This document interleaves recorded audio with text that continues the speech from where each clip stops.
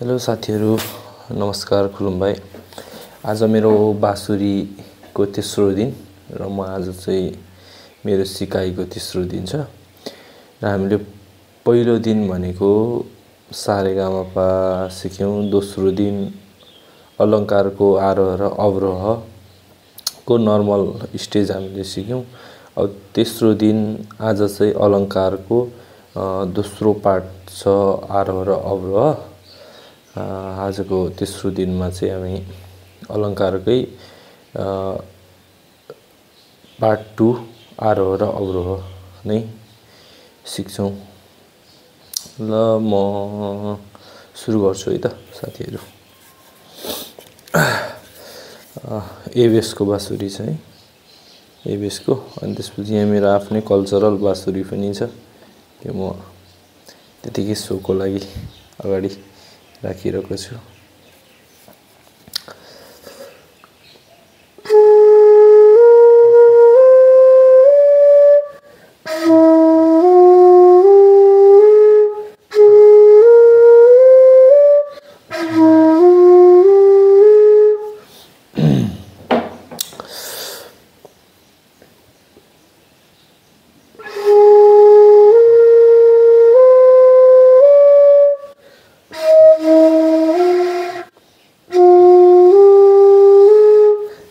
सारेगामा भइहाल्यो हैन, हजुरले थाहा नै छ। मलाई पनि त्यति राम्रो चाहिँ अब बजाउन आउँदैन। यो मेरो आज तेस्रो दिनको त जर्नी भएको छ, त्यही भएर राम्ररी फुक्न पनि आउँदैन, जो सिकिरहेको छु।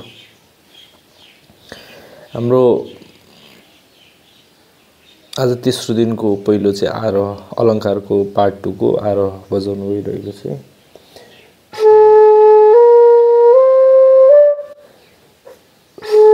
सा रे ग म।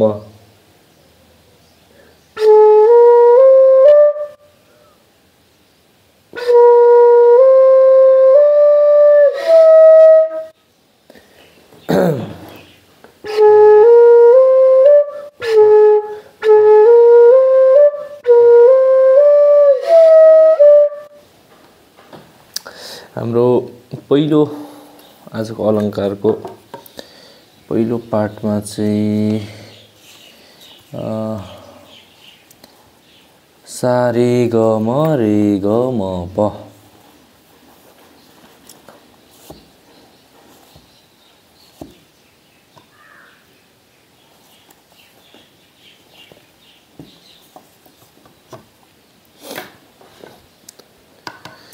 सा रे ग म प।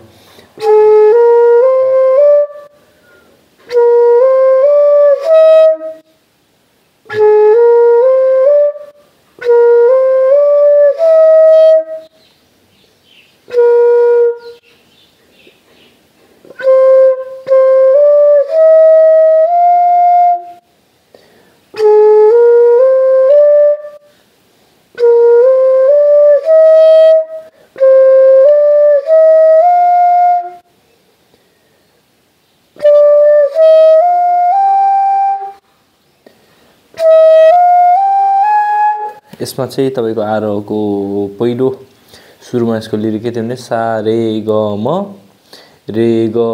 प ग म प ध म प ध न प ध न प ध नि सा।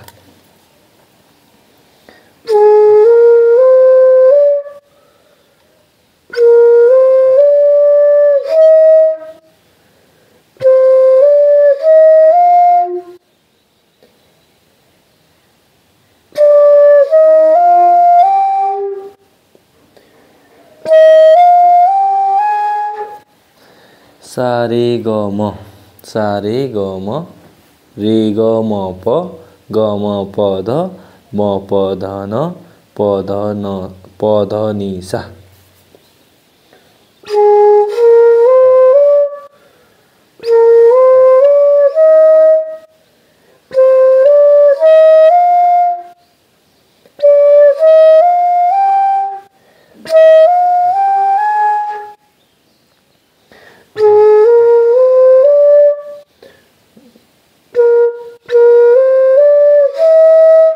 दुईवटा यसमा चाहिँ के छ भने दुईवटालाई ग्याप गरेर चाहिँ सा रे ग म अनि त्यसपछि रेबाट सुरु भयो प अनि त्यसपछि गबाट सुरु भयो अनि त्यसपछि मबाट सुरु भयो अनि पबाट सुरु भयो सुरुमा सबाट अनि रबाट अनि गबाट अनि मबाट अनि त्यसपछि पबाट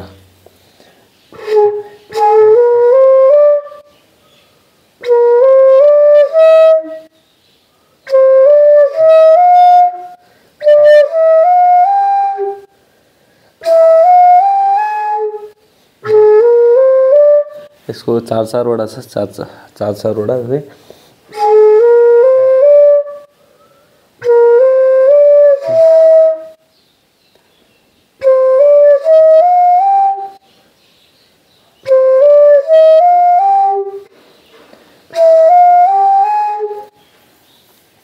ट्याक आरोहको चाहिँ सा रे ग म र ग सा रे ग म रे ग म प ग म प ध म प ध नि प ध नि सा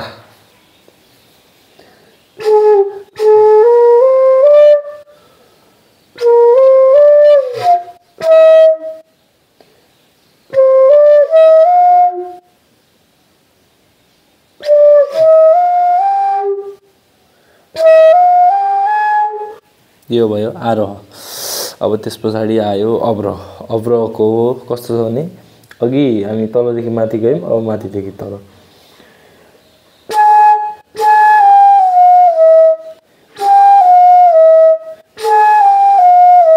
सा नि ध प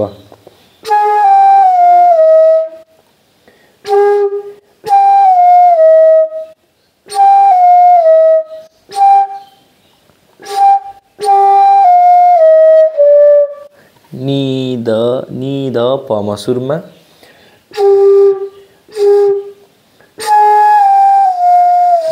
सा नि ध प सुरुमा अनि त्यसपछि नि ध प म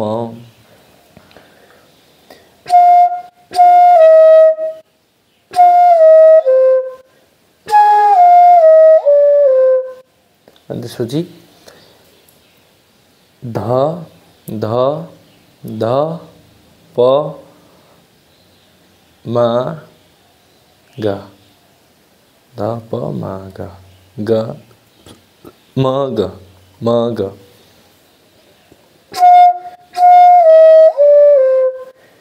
ध प म ग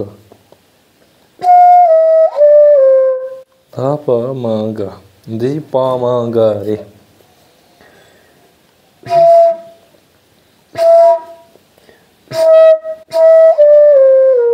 प म ग रे अनि त्यसपछि म ग रे सा म ग रे सा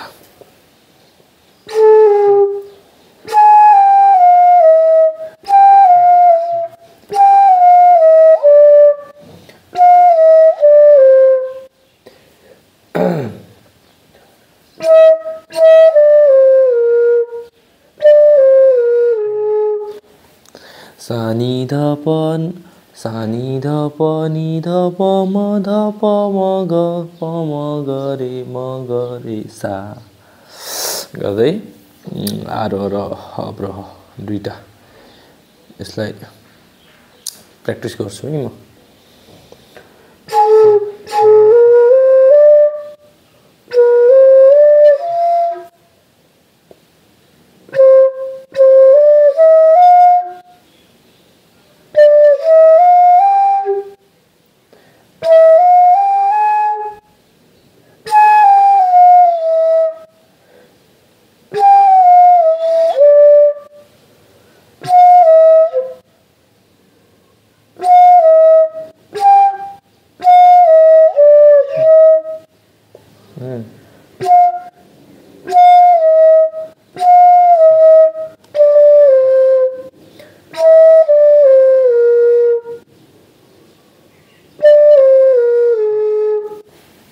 यो चाहिँ अब पहिलोचोटि बजाएको कि अनि एकदम मलाई पनि गाह्रो हुन्छ अनि त्यसपछि कता कि हात कहिले कता गइदिन्छ कहिले कता गइदिन्छ।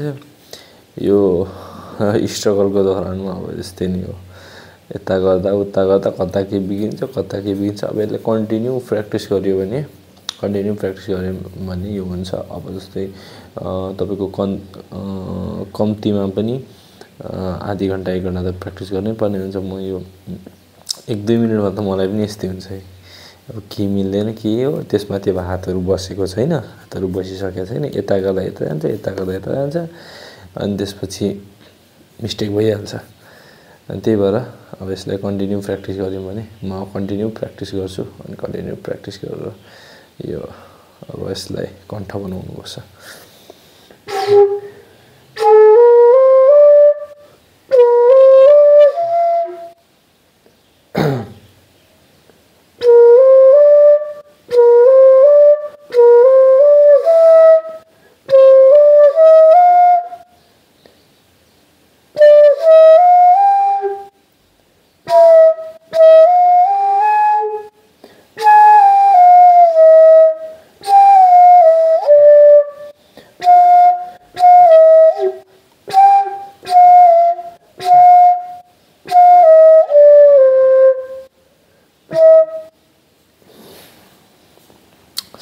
अनि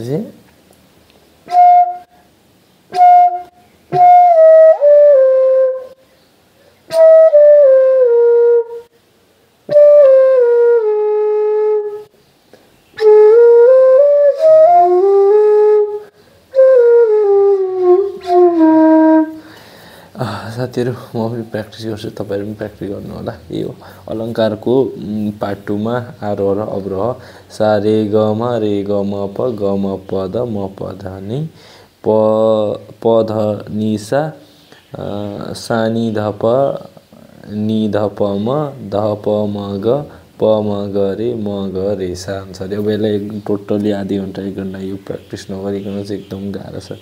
यो एकदम मलाई पनि पुरा गाह्रो भइरहेको छ क्या। पहिलोचोटि अब भएपछि यस्तै त हो, नयाँ नयाँ भर्खर एक्सपिरियन्स।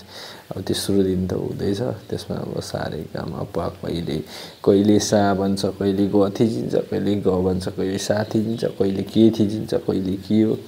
यो एकदम सुरुवातमा चाहिँ साह्रै गाह्रो हुने क्या। त्यही भएर अब प्र्याक्टिस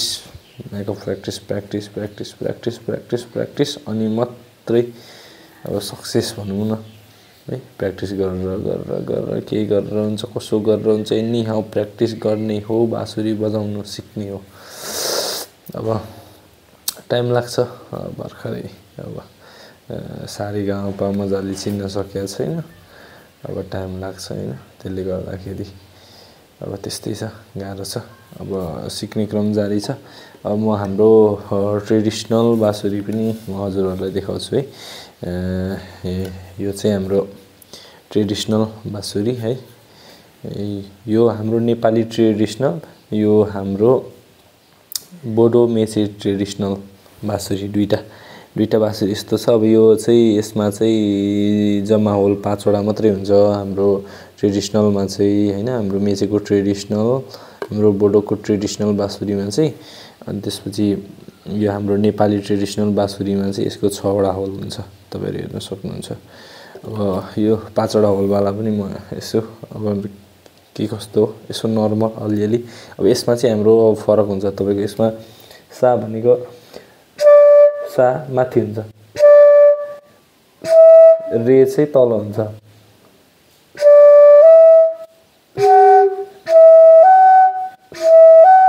यसमा म फ हुन्छ, अनि त्यसपछि ध पनि माथि हुन्छ,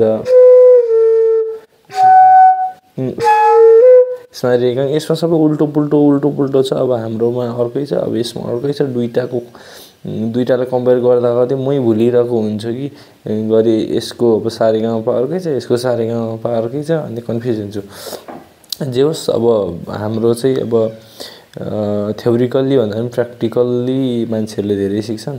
त्यसले गर्दाखेरि पनि अब सा रे ग म प हरूदेखि लिएर यसको नोटेसनहरू बुझाउनु गाह्रो हुन्छ। हामी चाहिँ प्र्याक्टिकल्ली बेसी गएको कारणले गर्दाखेरि चाहिँ थ्योरिकल्ली हामीले बुझाउनु गाह्रो हुन्छ। र म पनि भर्खरै अब आफ्नो ट्रेडिसनल पनि सिक्ने क्रममै छु हैन। तपाईहरुलाई यसो एक दुईवटा क्लिप म यसो एउटा क्लिप यसो हल्का बजाएर पनि सुनाउँछु है।